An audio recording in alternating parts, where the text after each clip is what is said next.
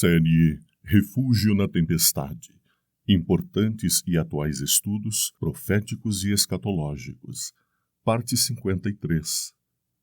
Talvez haja alguém que diga que não devemos centrar nossa atenção nestas catástrofes precedentes ao também fulgurante acontecimento do retorno de Jesus, mas, antes, destacar apenas esta redenção final, quando o que é corruptível receber o toque final e o toque transformador.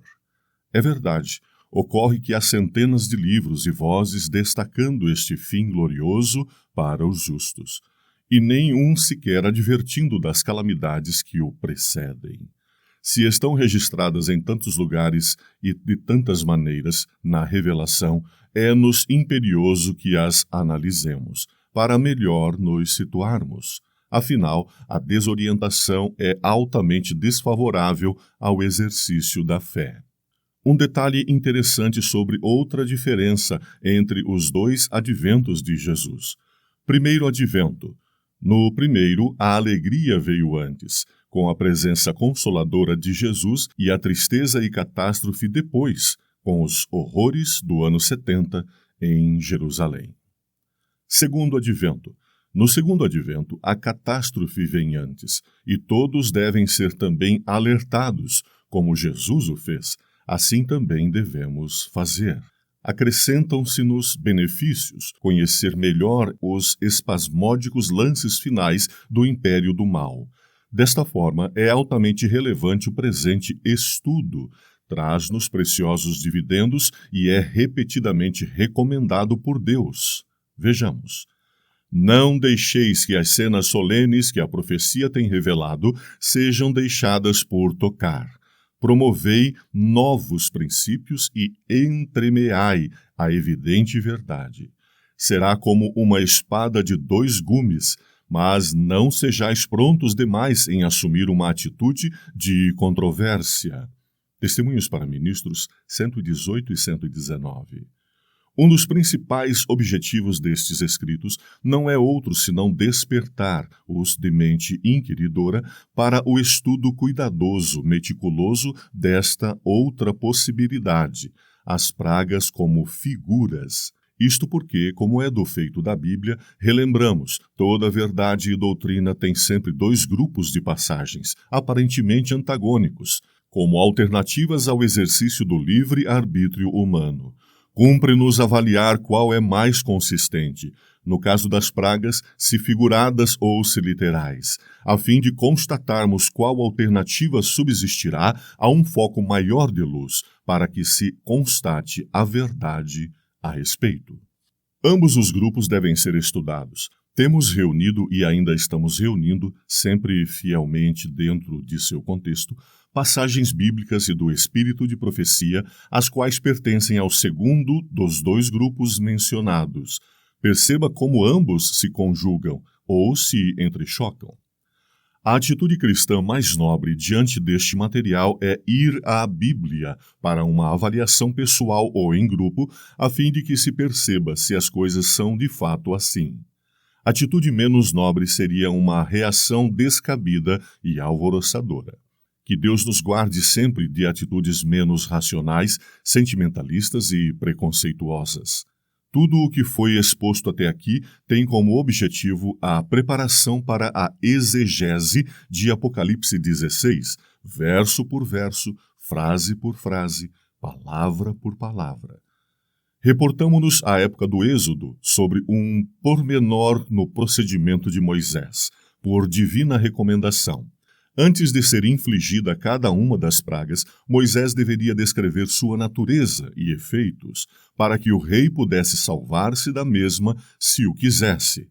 Patriarcas e Profetas 266. Isto é muito significativo para nós hoje.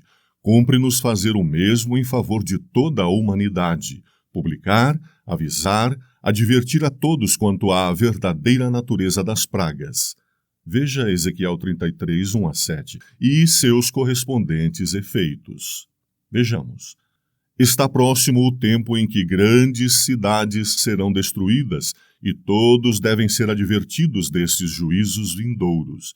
Quem, porém, está dando à realização desta obra o dedicado serviço que Deus requer? Evangelismo, página 29. O tema relacionado com as 7 pragas, segundo o espírito de profecia, é um assunto que deveremos, afinal de contas, chegar a uma conclusão final. É um assunto para ser compreendido por antecipação, e o que ocorre é que muitos ainda estão inseguros e, quem sabe, flutuando a respeito de uma questão tão importante como esta. Quando nós tomamos a Escritura em mãos e começamos a ler, apenas ler as 7 pragas, alguns pensamentos surgem logo à nossa mente. São esses acontecimentos descritos em Apocalipse 16 simplesmente sobrenaturais ou são acontecimentos naturais? Se fossem acontecimentos sobrenaturais, como à primeira vista dá a impressão, Deus é diretamente o autor.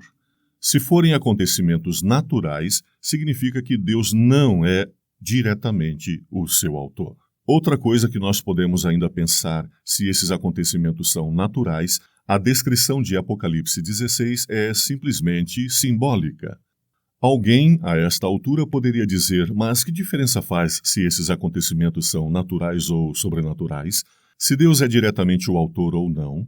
Há muita diferença, como haveremos de perceber no decurso destes estudos. Se nós começamos a comparar estas pragas umas com as outras, do ponto de vista literal, sobrenatural, nós vamos encontrar algumas dificuldades que nos devem fazer pensar.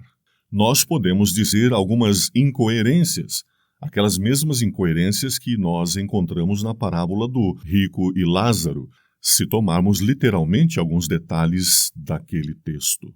Por exemplo, a primeira praga cai sobre a terra. Esta palavra está no singular. Se esta praga é literal, porventura não deveria esta palavra estar no plural, sobre as terras? Parece-nos que é a mesma palavra grega de Apocalipse 13:11, 8:5 e 8:7, assim por diante.